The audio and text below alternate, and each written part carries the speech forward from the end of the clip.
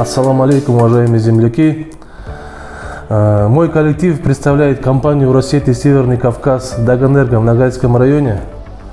Мой коллектив занимается электроснабжением абонентов, подает тепло, уют в каждый дом, радость.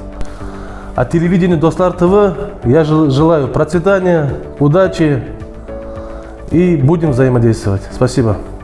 Вот Достар ТВ сауал айтқым келеді сізге. Бүгін заман тауып bizim коллективті келіп хабар айтқаныңызға бізге. Сізге ярайым денсаулық, құлықтарыңызда үлкен үстемлік, ойларыңыз болсын бәріңізде. Бізден қайда көмек, біз сізге көмек етерміз.